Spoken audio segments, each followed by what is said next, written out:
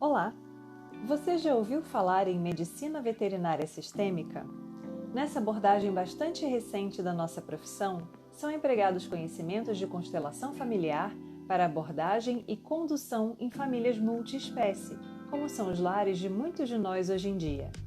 É sobre isso que eu converso hoje com Tiago Farias, médico veterinário, constelador familiar e que traz para nós algumas informações importantes sobre essa área em ascensão. Se você tem curiosidade sobre a área e gostaria de saber mais, não deixe de assistir. E não esqueça também de nos ajudar curtindo os vídeos, comentando e se inscrevendo no canal, no qual nós trazemos tanto profissionais das áreas mais tradicionais da nossa profissão, quanto aqueles que estão desbravando as novas fronteiras da medicina veterinária. Vamos juntos?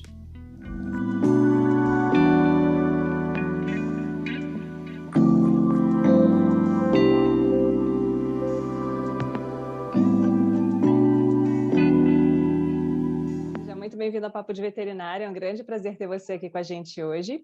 Tiago Farias é médico veterinário formado pela Universidade Federal Rural do Rio de Janeiro, fez mestrado e doutorado em ciência animal na Universidade Estadual do Norte Fluminense e atualmente é gerente geral dos laboratórios de diagnóstico animal do IDAF no Espírito Santo.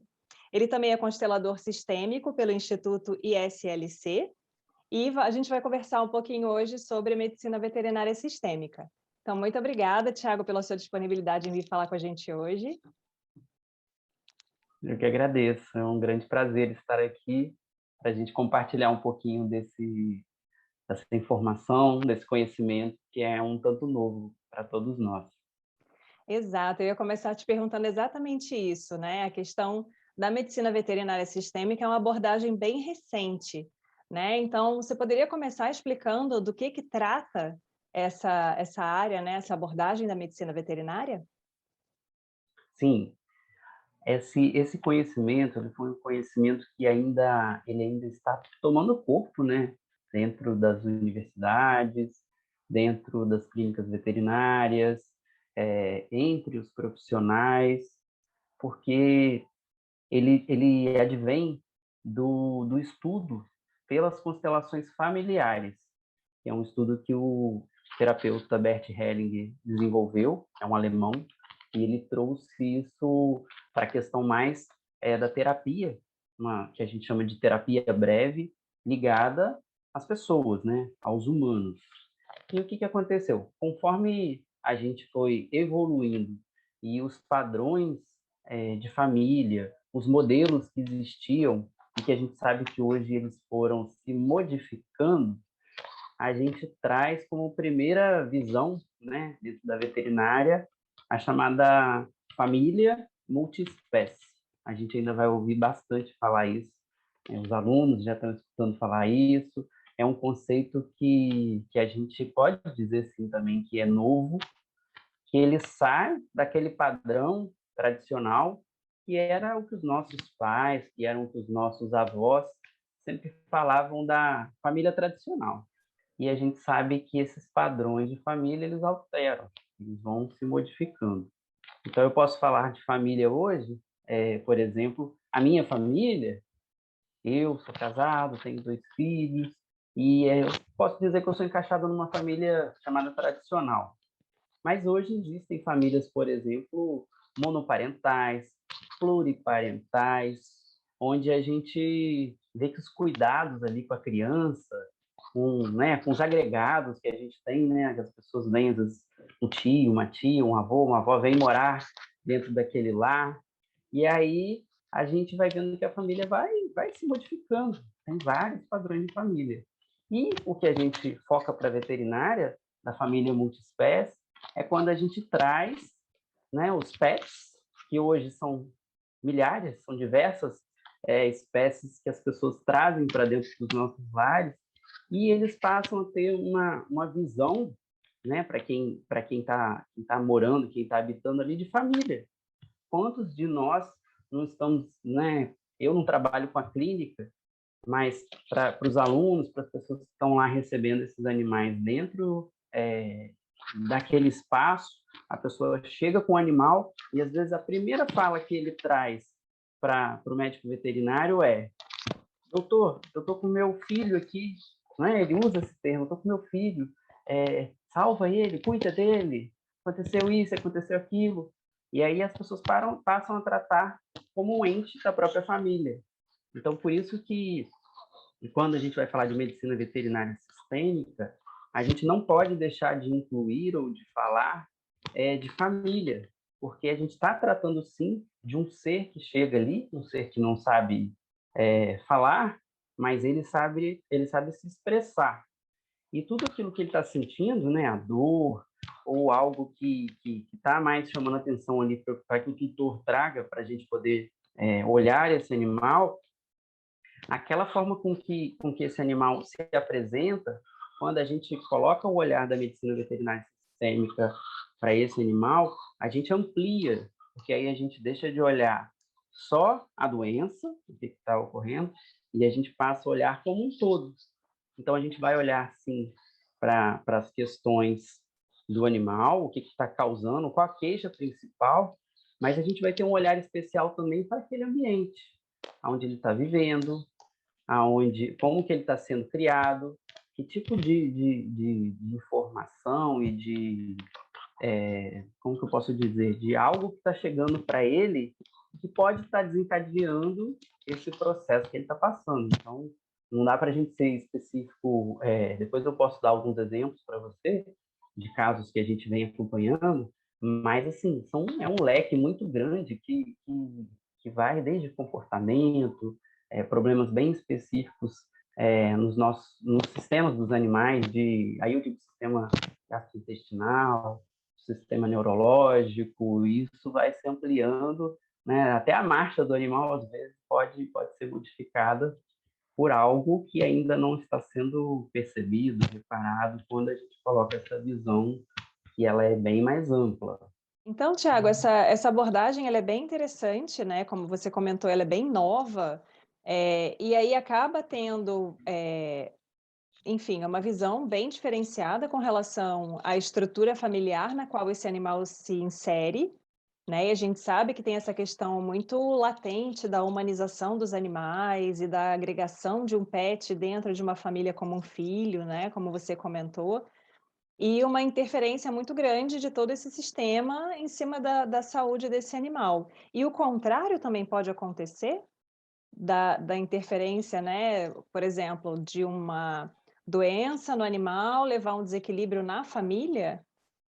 Como é que funciona isso? Sim, Tem alguma coisa desse tipo ou eu estou sim. viajando muito? Não, não está viajando, não. Tem a ver, sim. Às vezes, são trazidas questões que são vividas ali naquele ambiente familiar e que elas extrapolam, sim, e podem fazer essa situação que você colocou para a gente. Realmente tem essa possibilidade de acontecer. Vamos exemplificar, né? Um caso que, às vezes, o tutor ele opta em fazer uma adoção de um animal. Só que quando ele leva esse animal para dentro do lar dele, na maioria das vezes, o que se espera é que seja acordado, né? Vamos supor, ele vai falar se o homem resolve adotar, né, um filhote de gatinho e vai levar para casa, e aí o ideal é que, né, comunique, gente, vou adotar um animal, a gente tem que fazer todas aquelas adaptações dentro de casa, vai ter que colocar uma grade na janela, né, todos os cuidados que a gente tem para ter um gato dentro da nossa casa, muda toda uma rotina, e só que tem famílias que, às vezes, isso não é conversado. E aí a pessoa geralmente fala assim, olha, achei um gatinho e estou levando para casa. E aí, se as pessoas não toparem, né, de cuidar, de ter esse cuidado especial mesmo, às vezes ela não vai alimentar ali todo dia, mas de ter um olhar mais cuidadoso, ótimo. Mas tem lares que não, que a gente já viu que quando a pessoa insere um animal dentro desse sistema familiar, causa transtorno, porque às vezes ela não vai, por exemplo, se adaptar a um odor, que aquele animal às vezes vai usar a caixinha de areia dele e vai ter às vezes pode, né, dependendo do tipo de ração que esse animal comer, de como que foi a dinâmica, se o apartamento é grande, se não é, pode ter um odor que vai incomodar, pode ter um miado, se for um animal que às vezes entra num estado, na época de entrar no cio, e às vezes vai vocalizar, vai emitir sons que vai incomodar. Tem gente que adora quando o gatinho vai lá, ronrona, põe, né, as patinhas e acorda, faz carinho, mas tem gente que detesta. Eu já vi pessoas falando assim, não, não quero saber de gato. E aí começa até com aquelas crenças que muitas pessoas trazem e falam assim, e o pelo do gato me dá alergia, isso causa aquilo, e para cada tipo de animal pode ocorrer uma coisa. Eu estou dando o exemplo de um gato, mas o cachorro pode ser uma forma, às vezes uma calopsita que a pessoa traz, um furão. Tem gente que leva, já vi isso, foi na época da faculdade, me lembro, dos meninos na rural que levavam animais que precisavam ser cuidados, que vinham, que o IBAMA prendia, e às vezes eu falava, ó, eu trouxe hoje uma jiboia e vou ficar alimentando essa jiboia porque ela precisa ser cuidada. Nem todo mundo topa de trazer uma jiboia para dentro de casa. Então, isso pode extrapolar dessa forma, que aí vai desequilibrar, às vezes, as relações interfamiliares que existem ali, e não pode ser que isso não seja uma coisa tão boa. E tem muito, a gente sabe que existem muitas questões relacionadas à atuação do médico veterinário enquanto responsabilidade afetiva e emocional com relação a tutores que passam por situações complicadas com os seus pets, ou que às vezes responsabilizam o médico veterinário por um insucesso, ou por às vezes, né, não conseguirem o resultado desejado, mesmo sabendo que aquele animal talvez não tivesse muita perspectiva. Então, a gente sabe que existe uma carga emocional muito grande atrelada à nossa profissão e que leva muitos profissionais a entrarem em estados, né, de fadiga, de estresse, enfim, de depressão, muitos fatores relacionados, né, a esse tipo de distúrbio, de transtorno, enfim, de acontecimento, né. E aí o médico veterinário que resolve atuar nessa área, ele acaba naturalmente passando por um processo, né, de inserção nessa questão da constelação, né, desse conhecimento, dessa autocura até, né, desse autoentendimento, para que ele possa, levar isso depois para a sua prática profissional? Sim, o médico veterinário, quando ele busca essa visão sistêmica, ele ele entra num ciclo de aprendizagem que vai envolver, sim, o seu conhecimento. Porque para a gente começar a entender a visão sistêmica, a gente tem que voltar um pouquinho e aí olhar para os nossos sistemas familiares. Como está hoje, né, o meu sistema familiar? E aí não tem como a gente sair desse assunto sem falar de pai, sem falar da nossa mãe, de como a gente está, né? Como a gente foi, como foi a nossa infância, a nossa juventude, o momento que a gente viveu lá na universidade, que a gente estava aprendendo. São valores que eles são construídos, que eles têm base na nossa infância. Esses valores eles vão chegando para nós conforme a gente vai amadurecendo. E aí, quando a gente é lançado para o mercado de trabalho, para as profissões, a gente não desvincula disso. Muitas das pessoas às vezes vão morar fora, se distanciam mesmo, né, das nossas raízes familiares, mas elas sempre vão estar atreladas ao nosso sistema familiar. E aí, por que a gente fala de autoconhecimento? Porque aí a gente vai começar a entender. A gente vai entender, às vezes, um padrão de comportamento que a gente repete dos nossos pais. Então, isso acontece de uma forma muito natural, conforme a gente vai entendendo, vai olhando para essas questões familiares, a gente vai entendendo o que a gente é hoje, né? Por que a gente é esse médico veterinário profissional nessa área, por que a gente, às vezes, sente mais conforto, por exemplo, para tal área. Hoje, eu atuo na parte de gerenciamento de laboratório, é uma área que eu gosto, que eu me identifico, e que hoje, por exemplo, se você fala assim, você atende hoje, faz clínica de um animal? Não consigo, não tenho essa, esse sentimento, essa vontade de receber um animal dentro de uma clínica, de fazer todos aqueles cuidados. A gente aprende na universidade.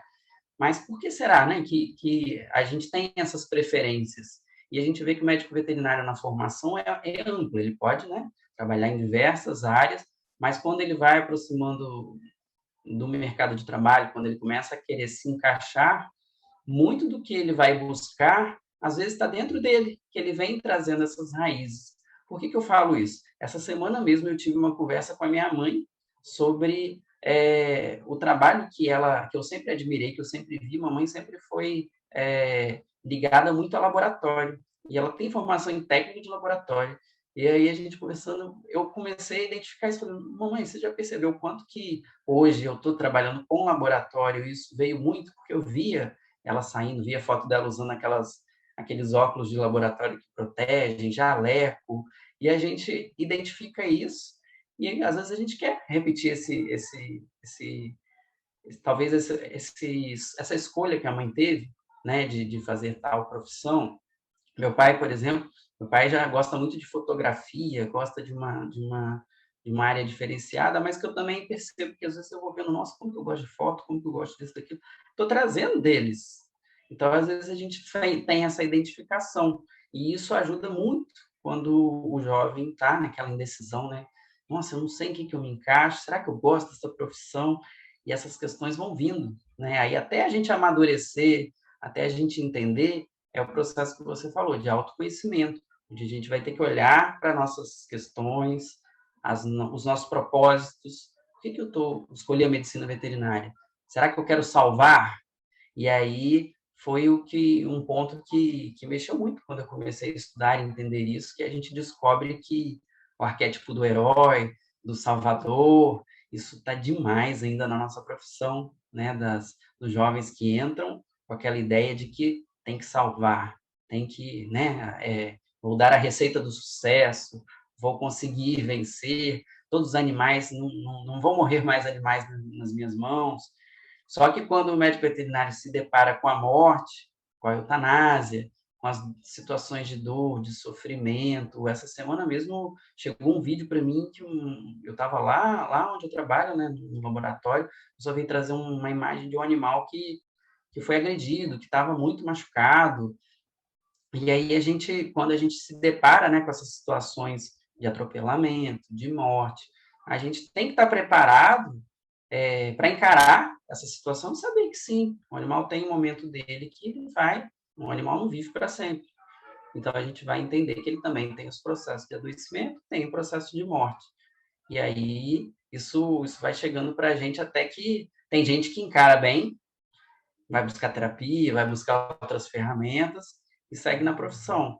Só que a gente também encontra casos em que o veterinário não dá conta e entra no caso do Eu burnout. fiquei, assim, prestando atenção na sua fala, né, e eu já estava um pouco que fazendo essa conexão, de o quanto seria importante que os estudantes tivessem acesso a esse tipo de informação, como parte da construção de um processo de autoconhecimento, até para facilitar essa escolha de área de atuação. E existe um pouco dessa, digamos assim, desse padrão que as pessoas enxergam no médico veterinário, que é o clínico de jaleco, né, num consultório veterinário, com seu estetoscópio no pescoço, que atende qualquer espécie de animal, porque você, como médico veterinário, provavelmente ouve, né? Ah, o meu peixe está esquisito. E aí, será que você não sabe me dizer o que eu posso fazer? Ah, um frango está doente, ou o cachorro, ou o gato, e às vezes isso está muito distante da área que a gente trabalha. E eu acho que muitos estudantes, quando entram no curso, têm também essa visão, né, restrita com relação às áreas de atuação que a profissão oferece, e muitas vezes se sentem excluídos ou menores se não têm afinidade por essas áreas, né? A pessoa chegar à conclusão lá no sexto, sétimo período que ela não gosta de nenhuma das clínicas, não gosta de cirurgia, não gosta de reprodução, a pessoa já se sente um pouco, muitas vezes, eu vejo, conversando com alunos, às vezes eu escuto isso, a pessoa se sente um pouco menos pertencente àquela profissão, né? Então, Sim, esse conhecimento seria bastante interessante para a pessoa exatamente desenvolver essa visão, né? Com relação a por que possivelmente eu me encaixo melhor em uma determinada área e não em outra, e de onde vem isso em termos de, né, origem, família, criação, enfim, uma série de questões aí, né? E aí, Tiago, o que existe, né, que as pessoas podem ter acesso com relação à formação e informação nessa área? Como é que as pessoas que têm interesse, as pessoas que acham bacana, que eventualmente às vezes nem têm contato com a constelação familiar, né, tipo, para pessoas, mas estão no curso de veterinária, despertam esse interesse, como elas podem fazer para procurarem aí conhecimento nesse campo que é tão novo? É um campo novo. E complementando o que você estava falando sobre essa questão da importância da gente trazer isso para os alunos que estão em formação, eu acho que a medicina veterinária, os cursos, eles vão seguir para talvez uma disciplina ou alguma disciplina optativa, algo que traga essa informação para poder que eles tenham acesso. A gente, por exemplo, na nossa formação, a gente não teve, né, esse tipo de orientação, mas eu creio que os cursos vão evoluir para que coloquem, né, uma disciplina desse tipo, e é onde consegue trabalhar nessas questões com os alunos para que eles enxerguem isso. Que muitos, eu já conversei com alunos, muitas pessoas que às vezes entram na profissão, não só na veterinária, já vi isso na medicina, já vi isso na engenharia, na advocacia, que às vezes quando a pessoa está formando, aí começa assim, a se auto-identificar, a se entender, e fala assim, poxa, eu estou fazendo a universidade só para agradar meus pais. Eu conheci uma pessoa que fez medicina, ela terminou a medicina, ela falou assim, foi lá, entregou para o pai dela, falou assim, ó, esse é meu diploma de medicina, mas eu não vou fazer medicina, eu quero fazer outra coisa. E aí a gente sabe que isso tudo tem a ver com a questão familiar, onde às vezes os pais não permitiram que esse aluno, que esse jovem pudesse fazer suas escolhas, né, no momento que ele tivesse, que ele foi lá fazer o vestibular ou que ele optou, ele pudesse optar pelo aquilo que ele tem, né, essa ânsia, essa vontade. Então isso implica direto. E sobre o assunto, eu separei aqui para vocês é, o livro, a capa do livro é um tratado que existe, é Tratado de Medicina Veterinária Sistêmica, que ele foi escrito pela Carla Soares e colaboradores. Foi um livro que eu li, que eu me preparei bastante para entender um pouquinho desse assunto e deixo também como referência, mas a gente tem bastante também informação hoje assim difundida dentro também da biologia, dentro da área da constelação familiar dos humanos, onde a gente consegue fazer esse link do que é aprendido também dentro das terapias, dentro da psicologia, e que a gente consegue fazer esse cruzamento das informações com o que chega para a área animal. E hoje eu indico sempre, tem um Instagram, que é o da Medicina Veterinária Sistêmica, que a gente encontra as postagens, informações sobre workshop, sobre cursos, porque é uma busca que dificilmente a gente vai achar publicação científica, por exemplo, né, falando disso, informações fora do Brasil, um assunto novo ainda, então as coisas ainda estão começando a chegarem, e tem um livro que eu gosto sempre de indicar também, que é de um biólogo, um estudioso chamado Rupert Sheldrake, e ele fala que os cães sabem quando os seus donos estão chegando. É um livro muito bacana e que a maioria das pessoas que têm um olhar um pouquinho mais cuidadoso já puderam reparar. Tem muitos cães que quando o dono está chegando, ele já sente e ele já espera. A gente vai falar, vai ouvir, eu já ouvi isso, falou assim, mas é porque já sabe o horário, sente cheiro e tal, tal, tal. Mas eu já vi filmagens, é muito legal, de pessoas que botaram as câmeras e fizeram chegada em horários diferentes, e aí vê o cão, às vezes, rodando em círculos, ou ele vai para perto da porta, ele tem todo um movimento que esse animal, ele sente isso, e aí ele, opa, o dono está chegando, e ele faz esses movimentos. E isso acontece também dentro das dinâmicas familiares, quando esse animal ele entra para a dinâmica familiar, ele está vivendo aquele dia a dia ali, muitos dos animais sentem quando a pessoa, por exemplo, está passando por um processo de perda de um parente querido, um acidente, alguma coisa que causa dor, causa tristeza.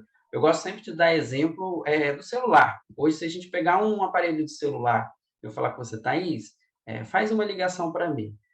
Quando você dá o ok aí no seu aparelho de celular, ele emite uma onda eletromagnética, pensa bem, que tem que ir para uma antena, essa antena reproduzir o sinal para poder chegar no outro celular, o celular tocar.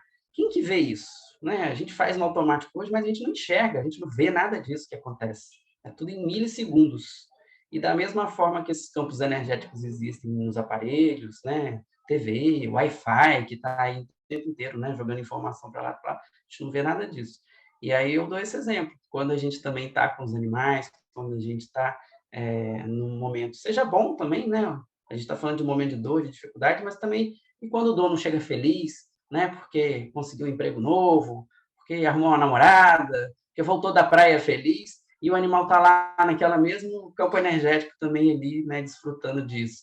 Então, isso também tem tudo a ver com esse campo que a gente emite, né? Nós somos células vivas e a gente tem todo o nosso eletromagnetismo, a gente tem a nossa água toda circulando no corpo, que tem, né, os polos positivos, os polos negativos, e é, é uma informação ainda que precisa ser estudada, que ainda tem muita coisa para avançar, mas que eu fico, quando eu entro nesse assunto, esse é um assunto que eu gosto muito de falar, de difundir, porque a gente precisa divulgar um pouco, sair um pouco da ciência, né, de quando a gente está ali naquele, estudando um ciclo de Krebs, um ciclo que é muito explicadinho do que acontece, os canais de sódio e potássio, tudo ali na ciência, mas quando a gente vai para a parte fenomenológica, que a gente usa isso, que a gente não consegue explicar, não consegue definir muito bem ainda, aí que a gente amplia, né, esses horizontes para o sentir, que eu acho que o sentir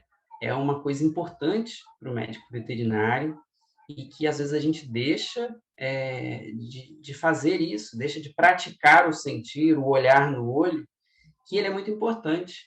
Pensem quando a gente vai, né, trazer a gente não, quando o tutor vai trazer o filho dele, ou aquele animal que para ele é considerado tão importante, ele vai trazer para você, ele quer segurança, ele quer que a gente olhe nos olhos, o sentir ali naquele momento, a segurança toda que a gente passa, o tutor ele sente, o animal sente. E aí escuto médicas veterinárias que falam assim, nossa, quando eu entro para fazer o atendimento e eu estou segura, e eu estou com aquela disposição e tudo dá certo. O animal, às vezes, que era agitado, às vezes ele fica quieto, ele deixa canular uma veia, ele entende que ele está sendo cuidado, e a gente ouve isso, né, na clínica, as pessoas falando, parece que ele conhece, parece que ele sabe quando vai ser vacinado, parece que não sei o quê. Então, está sentindo todo esse campo energético.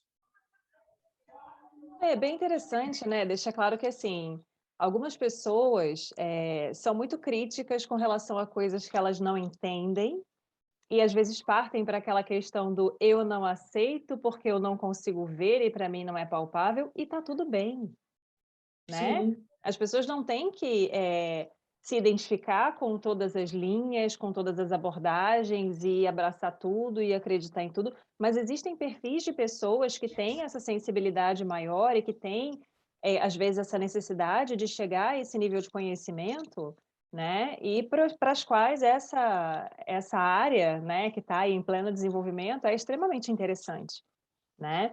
E para grandes animais não tem nada ainda, né?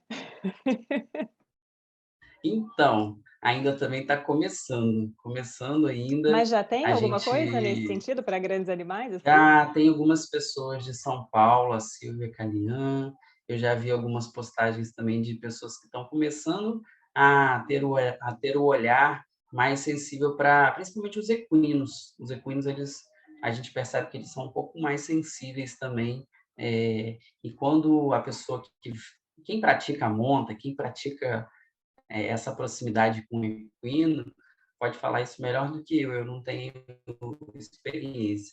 Mas é uma conexão que existe de carinho, de admiração, de respeito, quando a pessoa está naquela conexão com o animal, seja digamos, um animal muito próximo da família, que está ali dentro do estábulo, que as pessoas às vezes vão para o final de semana e usam aquele animal para uma cavalgada, para um passeio, mas tem esse afeto, isso é muito interessante. Quando é para animal de produção, né, por isso que eu acho que a questão, se a gente for colocar para os bovinos, esses animais geralmente eles estão aí para nos servirem, né, para poder explorar para a área do leite, para a área da carne, e aí eu acho que essa conexão é mais difícil, né, da gente entender, de aproximar, porque eles têm a vida mais breve, né, a vida da produção, né, que a gente sabe que isso é rápido. E lembro muito bem de uma amiga que eu tinha na rural, ela chama Érica, que ela tinha um porquinho. E ela era feliz da vida, o porquinho dela era o pet. Ela ia, às vezes, levava o porquinho chamava Arthur. Ela levava o porquinho para a praia, todo mundo falou, gente, mas como pode um porco ser um pet? Sim, aquele animal, ele se comportava, ela trouxe para dentro de casa, não sei como é que foi o desdobramento, né, se o pessoal da casa dela topou, na época que ela levou aquele porquinho para dentro de casa, mas eles tiveram tanto carinho com aquele porquinho, o porquinho não foi para abate, o porquinho foi viver de forma, né, junto com aquela família. Então, eu acho que as coisas têm avançado para aqueles animais que estão próximos da família. E talvez para essa parte de grandes, mais para equino. O de bovino ainda não tem informação também, não. É uma área a ser explorada, assim, porque a gente percebe que bovinos é realmente bem pouco frequente, mas está sendo cada vez mais levantado, né, essa questão da preocupação não só com o bem-estar, mas também com o comportamento dessa espécie. Então, para a gente compreender melhor qual é a fisiologia, qual é a índole, né, daquela espécie. E para pequenos ruminantes, tem muita gente que tem pequeno ruminante como pet, né? Que tem lá uma cabra, que tem uma ovelha de estimação e que tem realmente essa proximidade, vira e mexe, assim, é bem frequente. No hospital aqui da Universidade de Vila Velha, quando a gente recebe pequenos ruminantes para atendimento, são animais de estimação, não são animais de produção. Então, existe aí um campo também para talvez a criação, né, de um entendimento, de uma proximidade, né, também de ruminantes, né, enquanto componentes desse núcleo familiar multiespécie.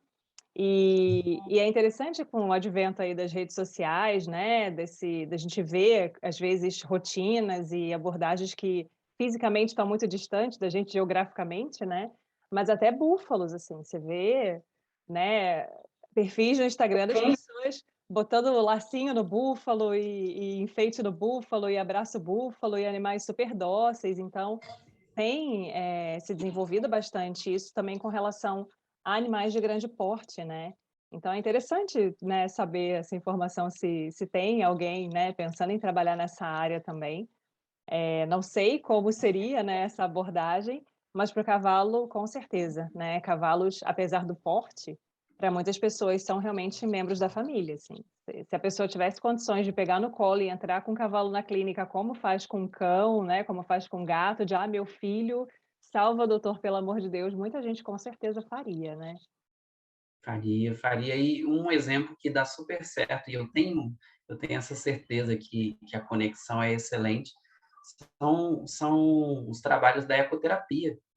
O quão de desenvolvimento que tem, e aí tem publicação científica disso, de recuperação de pessoas que têm lesão, crianças autistas, crianças que necessitam desse cuidado mais, né, atento para as questões que elas precisam de desenvolver e ver o quanto que ela desenvolve ali, porque ela está ganhando confiança. E aquele animalzinho que está sendo montado ali, ele tem todo um trabalho que ele está fazendo ali, que ele transmite isso para a pessoa que sente. Ali também é um momento de conexão, e aí a gente pode conversar com quem eu já conversei com pessoas que fazem, levam os filhos para ecoterapia, é maravilhoso os resultados, o quão importante, o quão grandioso esse trabalho, acho bem interessante. Sim, e aí para matar a nossa curiosidade, como foi que você se inseriu nesse meio da medicina veterinária sistêmica? Como foi a sua história com relação a essa área? Ah, bacana. Foi uma história muito, muito, muito, muito legal, assim, nossa, eu fico até emocionado. Porque eu já tinha uma vontade, assim, já estava envolvido com as questões da constelação familiar humana, né, onde eu participava, eu busquei primeiro um curso para poder entender, e quando eu entendi isso, eu queria entender primeiro a formação da minha família, né? De como que surgiu, como que foi com os meus avós, com os meus bisavós, de onde eles vieram. Eu cheguei a fazer, tem hoje no meu um cadastro num programa chamado Árvore Familiar, que você consegue botar fotos, datas, e eu tinha muito disso de buscar, né, de tentar entender o porquê de formar e por que eu cheguei nessa família. Então, foi uma busca muito minha que eu fui buscando, fui conhecendo, e aí, durante uma das minhas aulas, um professor meu que é muito querido, ele falou assim, Tiago, você já viu que tem essa visão sistêmica para animal? Eu falei assim, não, nunca vi, não sabia. E foi ele que fez esse link, assim, me mostrou e falou assim, dá uma olhada nesse site, nesse Instagram.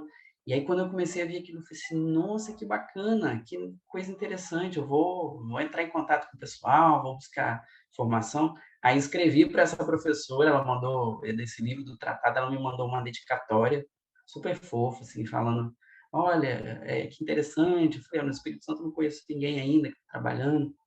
E aí ela trouxe isso para a gente e eu fiquei, assim, muito feliz. E logo quando eu tive esse contato, uma pessoa, hoje eu gerencio os trabalhos de diagnóstico aqui do Estado, uma pessoa que é uma amiga de uma amiga de uma amiga, passou meu telefone para eu poder orientar uma senhora que tinha sido agredida por um animal. E ela tinha sido mordida por um animal e estavam suspeitando de ter raiva, um animal muito agressivo, e assim, uma questão bem preocupante. E, Tiago, o que que faz? Aí eu falei, poxa, eu trabalho num laboratório que faz diagnóstico da raiva, vou identificar, vou falar, né, que tem que lavar, tem que procurar um posto de saúde, dei todas aquelas orientações que a gente aprende para que a pessoa buscasse.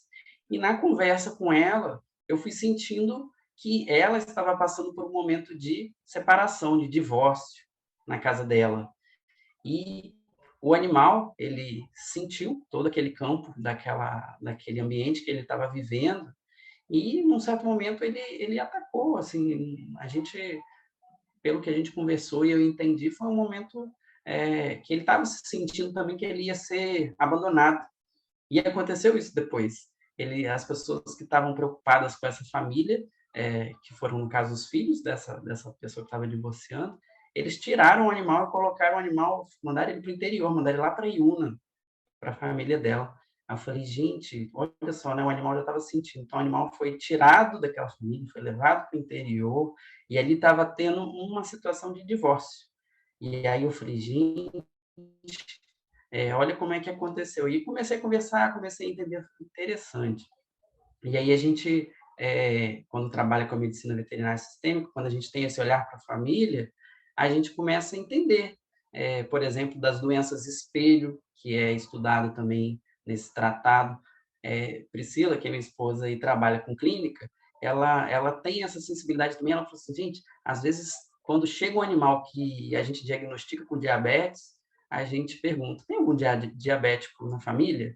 E vira e mexe tem dentro do próprio lar ali, um animal que a gente fala que está fazendo, ele está, às vezes, representando o mesmo tipo de doença.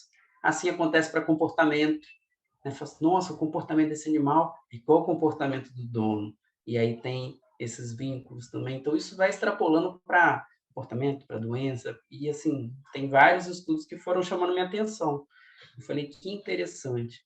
Aí, com essa proximidade dessa tutora, e a gente conversando, eu indiquei para ela que ela buscasse uma ajuda, buscasse uma terapia.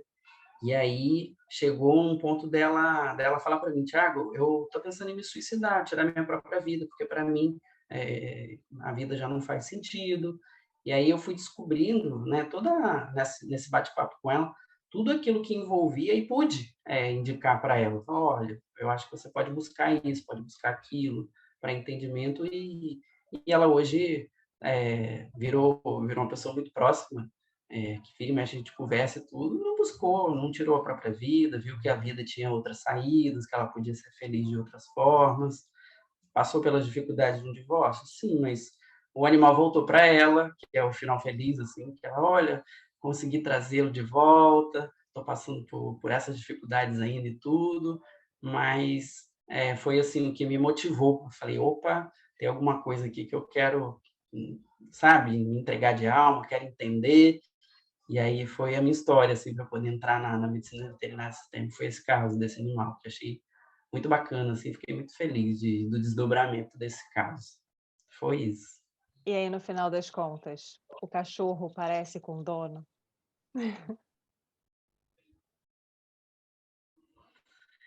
Tem tudo a ver com a visão sistêmica. O cachorro se parece com o dono, ele se espelha, né? Um amor tão grande que ele sente, né? Que esse animal ele está sentindo a energia e está ali doando todo aquele carinho, aquela admiração, sabe? Que tem. Então, eu acredito sim que o cachorro, a maioria das vezes, ele espelha o seu dono. E a gente tem que lembrar que os animais também eles têm as histórias deles de vida também. Apesar de ser uma vida mais breve, mas esse animal, quando chega para a gente tem que entender também que ele teve a vida dele. Às vezes o animal pode ter passado por maus tratos. A gente já teve muitos animais aqui em casa que cada gatinho que chegava, cada cachorro, a gente ia ver, ele tinha suas histórias também de como isso se desdobrou para ele chegar na nossa família. E o porquê, né? Será, né, que o animal veio calhar na nossa família, foi encontrado em tal lugar e ele chegou para a gente cuidar. Quando a gente entende isso, que ele tem uma família, que ele precisa do cuidado, e a nossa família também é, pode desfrutar daquela boa energia, daquilo que ele traz para melhorar o nosso lar, é um casamento que faz, né?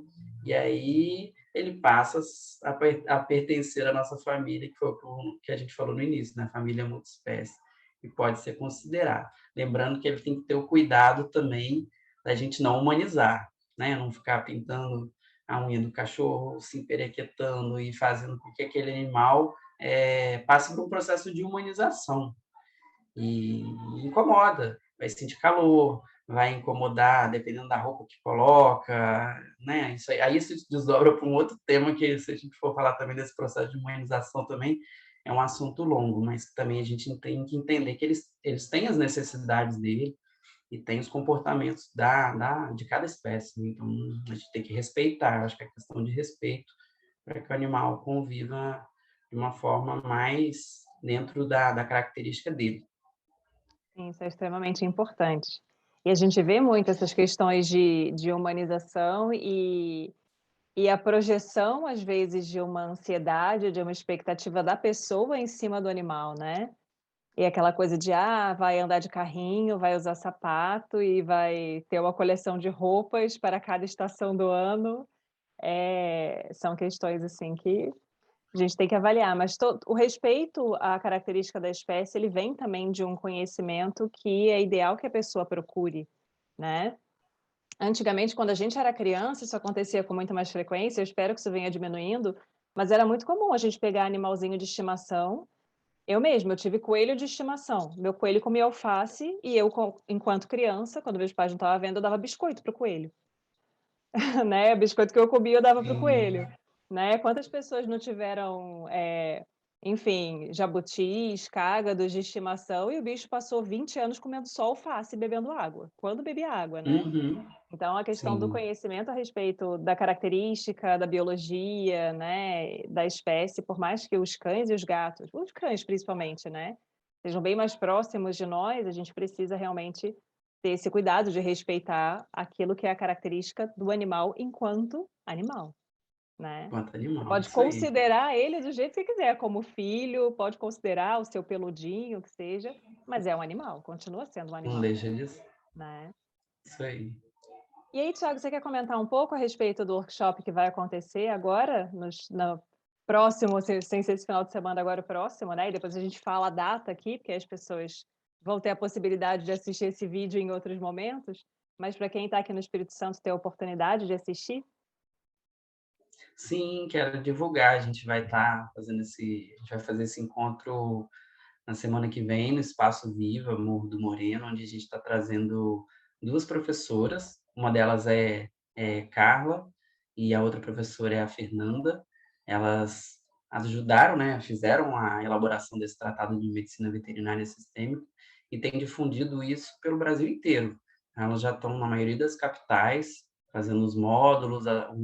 Existe um programa de formação onde eles trazem esses conhecimentos para os médicos veterinários, para os auxiliares, para as pessoas que estão envolvidas, né, com a questão animal.